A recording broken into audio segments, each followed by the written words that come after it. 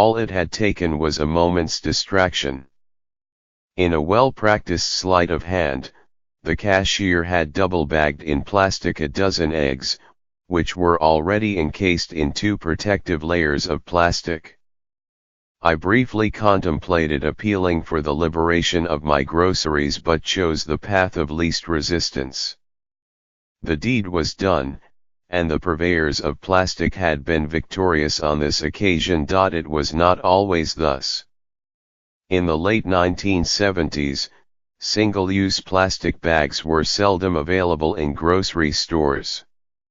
Since then they have become an omnipresent part of the exchange of merchandise for money, a free offering to consecrate the ritual. An estimated 1 trillion bags are used each year globally, but they are so seamlessly ingrained into our daily routines that we hardly notice.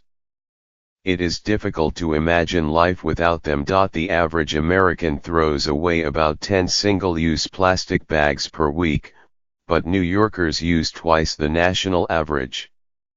Some 23 billion are used across the state each year, more than enough, when tied together, to stretch to the moon and back 13 times. In the short trip from store to home, the utility of these bags is spent, but the bags themselves can take millions of times longer to break down in landfill. Yes, you are correct. This is crazy and entirely unnecessary. In Ireland, my home country, plastic bags were once an essential part of daily life.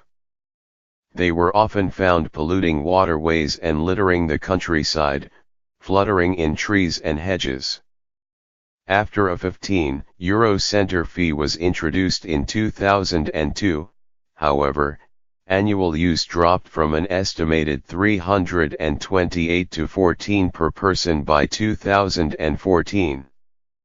Within a year of the fee's imposition, a national survey found that 90% of shoppers were using reusable bags. Litter had also been reduced significantly. Other countries have followed suit, though in a trickle, not a flood. But now political momentum is gathering across the globe to address the problems that plastics pose for the planet. Last year, Kenya banned plastic bags, becoming the latest of more than 24 countries to either prohibit them or impose a fee for their use. In the United States, California is the only state to have imposed a comprehensive solution to the plastic bag problem, banning single-use plastic bags in stores in 2014, an action then endorsed by voters in a statewide referendum in 2016. Dozens of municipalities have banned plastic bags or imposed fees to discourage their use, including Austin, Texas, Chicago, and Seattle. New York State and Massachusetts may well find themselves on the front lines of the plastic bag war this year. In January, the European Union responded with its first Europe-wide strategy on plastics, which aims to clamp down on single-use plastic items and ensure that they are fully recyclable by 2030.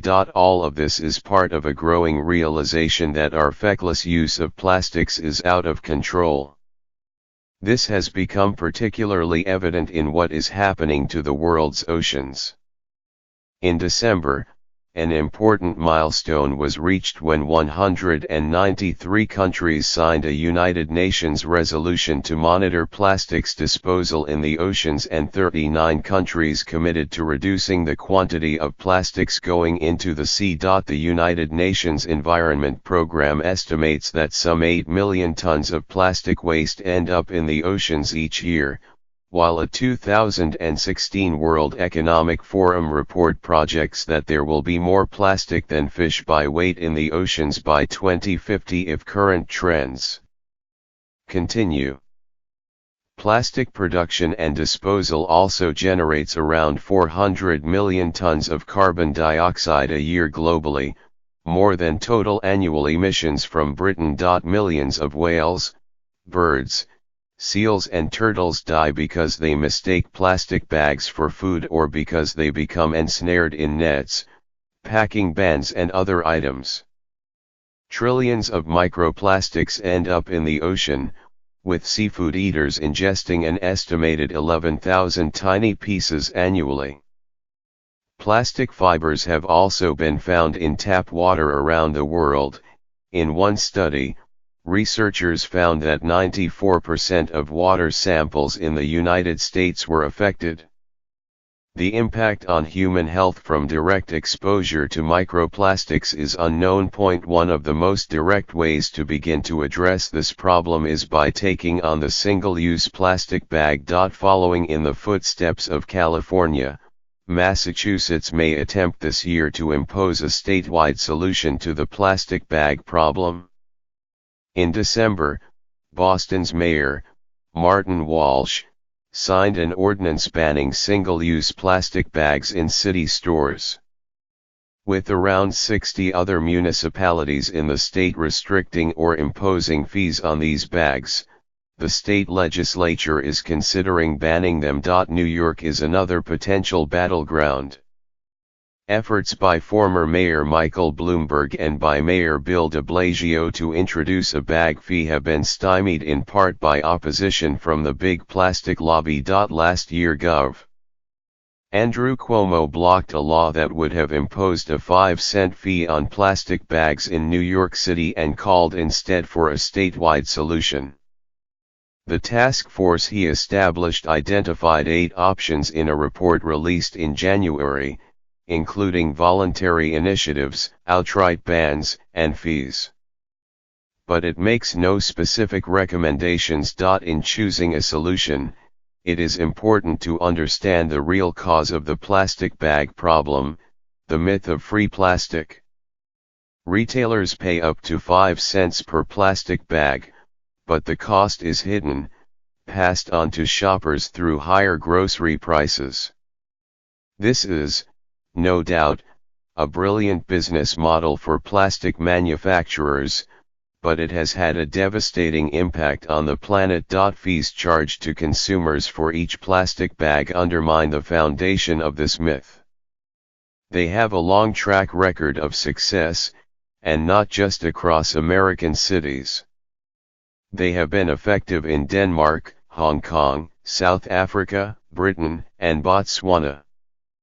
The average Dane, for example, now uses just 4 single-use plastic bags a year, after the introduction of a fee in 1994. Some see fees as a regressive tax on seniors, the sick or the poor, but these arguments do not hold water.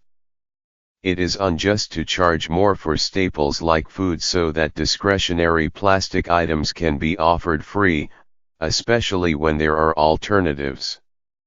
In any case, reusable bags can be provided for those in need. Fees set above 15 cents that flow to an environmental fund strike a good balance between flexibility and effectiveness. They can be more politically acceptable than outright bans. For example, a survey of Irish citizens revealed that a remarkable 91% welcomed the fee because they witnessed the drop in litter and found reusable bags more suitable for carrying groceries. The cultural impact can be game-changing. As was the case with smoking indoors, the use of plastic bags becomes less socially acceptable over time once the government moves to restrict them. Reusable bags become the norm quicker than one might imagine, and shoppers seamlessly adapt their daily routines to the new reality. Action aimed at plastic bags can pave the way for further measures to address free coffee cups, lids, stirrers, cutlery, straws, and takeout packaging. When achieved, these small changes to our daily routines can be surprisingly empowering.